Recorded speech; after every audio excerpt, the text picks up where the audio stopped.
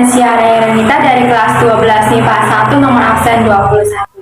Pada video kali ini saya akan melakukan praktikum tentang hidrolisis garam. Praktikum hidrolisis garam ini mempunyai tujuan yaitu untuk mengetahui sifat larutan garam yang terbentuk dari asam dan basa dengan menggunakan indikator alami. Sebelumnya kita harus tahu apa itu hidrolisis garam. Hidrolisis garam merupakan reaksi penguraian garam dalam air membentuk ion positif dan ion negatif. Percampuran larutan asam dan basa menghasilkan garam dan air. Namun, larutan garam tidak selalu menghasilkan sifat yang netral. Larutan garam bisa menghasilkan sifat asam maupun basa. Untuk melakukan praktikum atau percobaan kali ini, kita pasti memerlukan alat dan bahan. Alat yang kita butuhkan pada praktikum ini yaitu ada 3 gelas plastik, mangkok, parutan, piring, saringan, sarung tangan plastik, dan sendok makan. Adapun bahan yang dibutuhkan untuk praktikum kali ini yaitu air, cuka makan, deterjen bubuk, garam dapur, dan 2 ruas kunyit. Nah, sebelum kita memulai percobaan, kita terlebih dahulu membuat indikator alami yang terbuat dari kunyit. Sebenarnya ada beberapa banyak bahan alami yang bisa dijadikan indikator alami, yaitu bunga sepatu, kol ungu, bayam merah, dan masih banyak lagi. Dan kali ini kita akan membuat indikator alami dari bahan kunyit. Sebelum menjadi sari kunyit, kunyit melalui tahapan-tahapan yang dapat dilakukan. Sebelumnya, kunyit ini telah dibersihkan terlebih dahulu di air yang mengalir, sehingga bisa bersih seperti ini.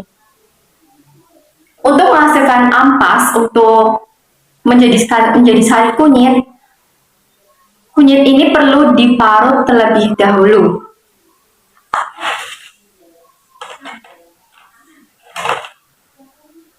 Sebenarnya ada beberapa cara untuk menghasilkan ampas dari kunyit ini, dari ditumbuk ataupun di blender, tapi saya memilih untuk memarutnya. Agar tangan kita terbebas dari warna kuning dari yang dihasilkan oleh kunyit, terlebih dahulu kita memakai sarung tangan plastik yang sudah kita sediakan tadi.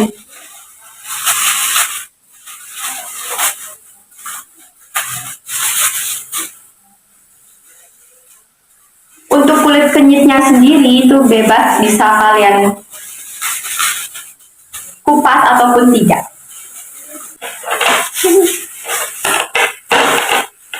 Kita parut.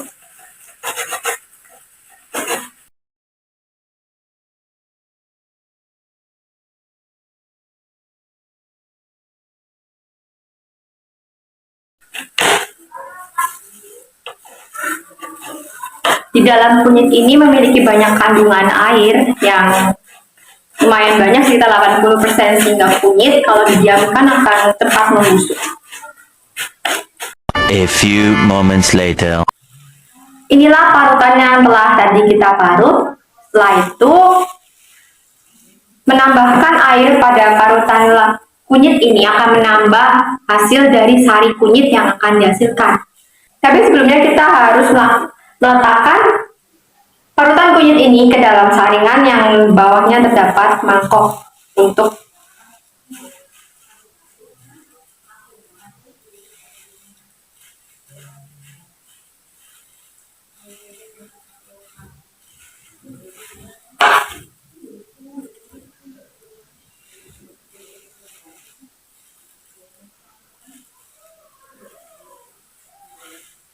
air yang dibutuhkan cukup 50-100 ml sesuai dengan keadaan yang akan kalian buat.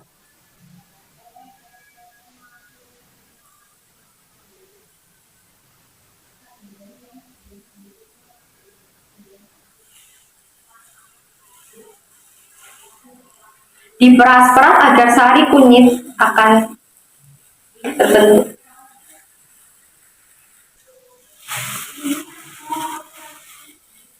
Wow, seperti membuat jamu. A few moments later. Dan inilah hasil dari indikator alami yang telah kita buat.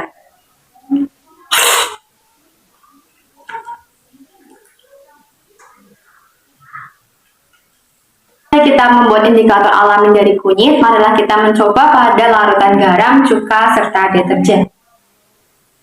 Di sini saya telah menyediakan 3 gelas.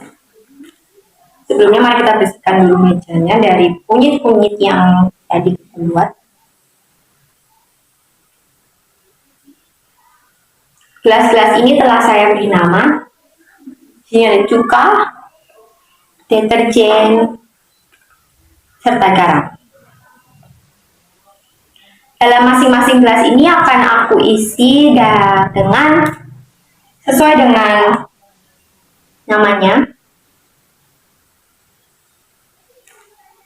Di sini aku akan tuangkan cuka secukupnya aja, sekitar 50 ml. Deterjen kurang lebihnya 1 sendok makan. Ini tadi sebelumnya sudah saya ukur terlebih dahulu. Maafkan ini. Serta garam dapur 1 sendok makan juga.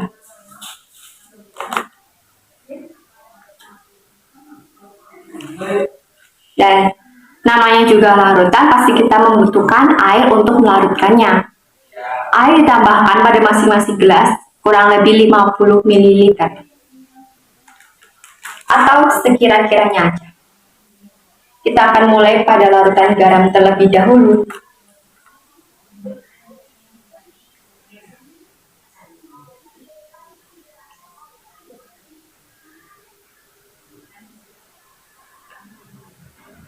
Kita lanjutkan pada larutan deterjen, sekitar 50 ml juga.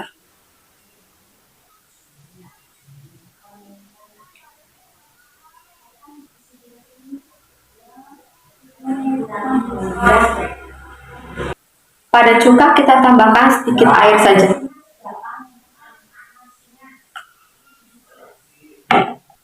Oh ya, tadi setelah kita tambahkan air, jangan lupa untuk diaduk terlebih dahulu agar tercampur rata antara garam dengan air, deterjen dengan air, maupun cuka dengan air.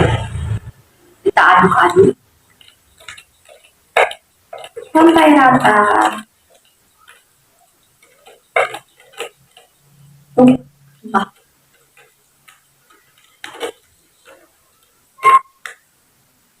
Lakukan hal yang sama.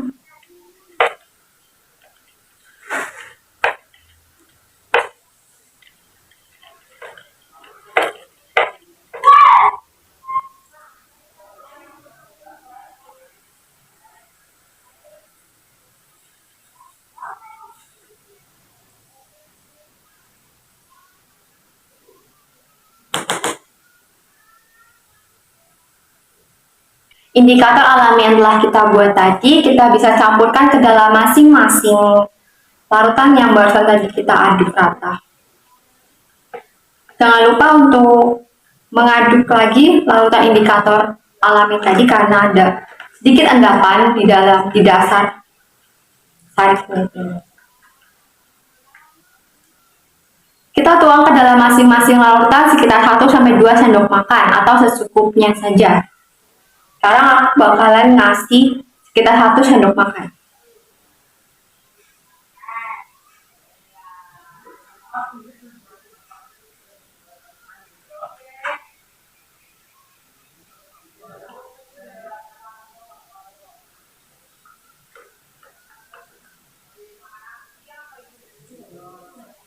Dan untuk menghasilkan hasilnya, kita bisa tunggu selama beberapa menit sambil kita aduk.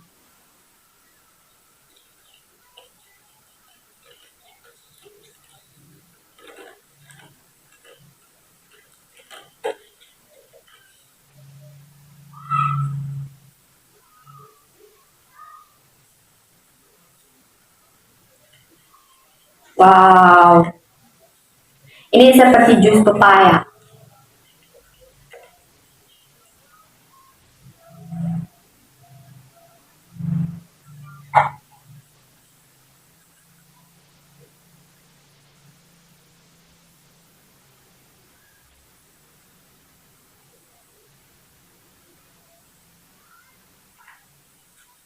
Dan inilah hasil dari percobaan yang telah tadi kita lakukan. Kesimpulan yang bisa kita ambil dalam percobaan kali ini yaitu larutan garam berwarna sama seperti indikator alaminya, yang berarti larutan garam bersifat netral. Sedangkan larutan deterjen bersifat berwarna lebih gelap daripada indikator alaminya, yang berarti larutan deterjen bersifat basah. Sedangkan larutan cuka berwarna lebih cerah daripada indikator alaminya, yang berarti cuka memiliki sifat asam. Sekian percobaan dari saya tentang hidrolisis garam. Jika ada kesalahan mohon dimaafkan. Sekian dan terima kasih. Bye-bye.